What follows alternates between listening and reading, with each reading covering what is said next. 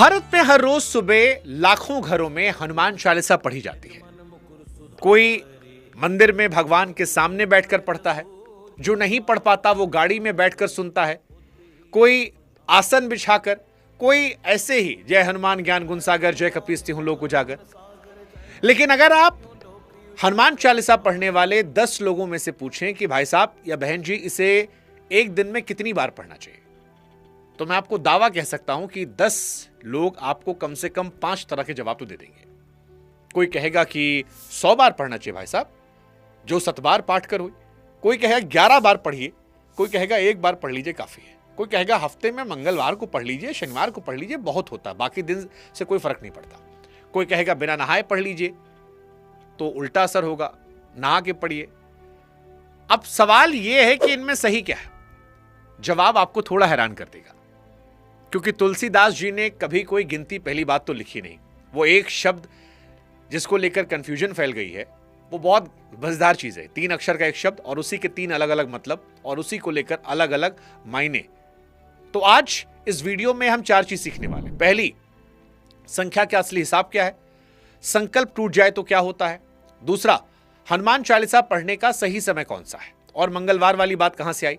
तीसरा, हनुमान चालीसा पढ़ने को लेकर जो नियम लोग बताते हैं वो किस शास्त्र से आया है और कौन सा किसी ने बना दिया।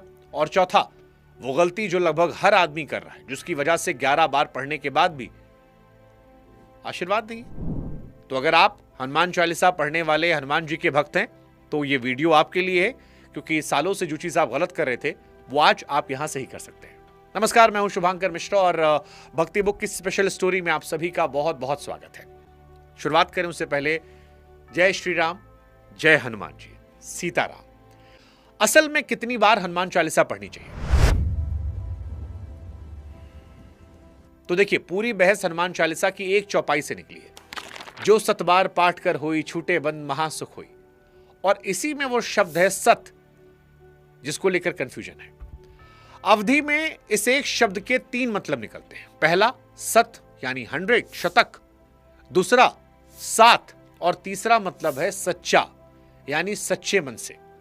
अब जिन लोगों ने चालीसा की व्याख्या लिखी, उन लोगों ने इसके अलग अलग मायने निकाल दिए। किसी ने इसकी व्याख्या 100 से कर दी, किसी ने 7 से, और किसी ने कहा गिनती छोड़ो, सच्चे मन से पढ़ो तो काम हो जाएगा। यानी जिस गिनती के लिए लोग सालों से आपस में उलझे हैं, वो गिनती किसी ने लिखी ही नहीं। हां जी, वृंदावन और अयोध्या की संत परंपरा में इसका एक सीधा हिसाब किताब चलता है और वो सीढ़ी की तरह नीचे उतरता है। हो सके तो 11 बार, ना हो सके तो 9 बार नवग्रह के लिए, और वो भी ना हो पाए तो 7 बार हफ्ते के 7 दिन के लिए। उतना भी ना बने तो 5 बार, क्योंकि पूरी चालीसा में हनुमान जी की जय 5 बार बोली गई है। और अगर 5 बार भी भारी लगे तो 3 बार, 3 तापों के लिए, यानी शरीर का दुख, किस्मत का दुख और बाहर की दुनिया से मिलने वाला दुख। इससे भी कम कर सकते हैं, 1 बार रोज बिना नागा मतलब बिना छुट्टी लिए। अब ध्यान दीजिए, इस पूरी सीढ़ी में गिनती नीचे आती है, पर एक चीज नहीं बदलती, वो है रोज पढ़ना। यही वो भी डर है जो बहुत सारे लोगों के मन में बैठा है।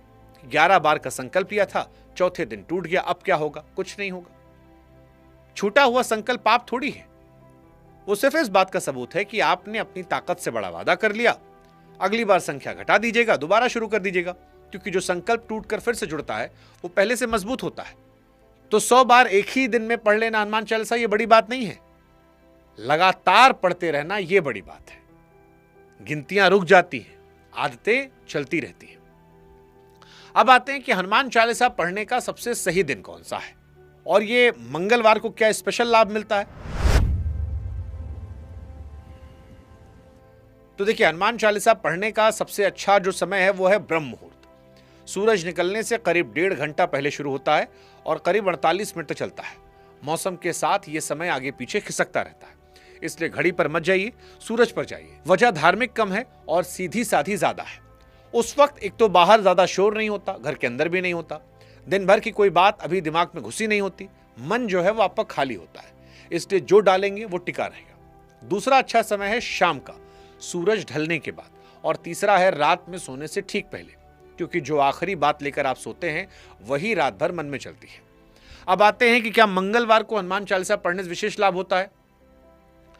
तो मंगल और शनि हनुमान जी के दिन माने आते हैं, यह सच है, पर इससे यह नतीजा निकाल लेना कि बाकी 5 दिन पढ़ने से कुछ नहीं होता, यह गड़बड़ है। संतों का तर्क सुनिए। सोमवार शिव जी का दिन है, हनुमान जी शिव जी के ही अवतार माने जाते हैं। बुधवार गणेश जी का दिन है और दोनों को सिंदूर चढ़ता है, दोनों को लड्डू का भोग लगता है।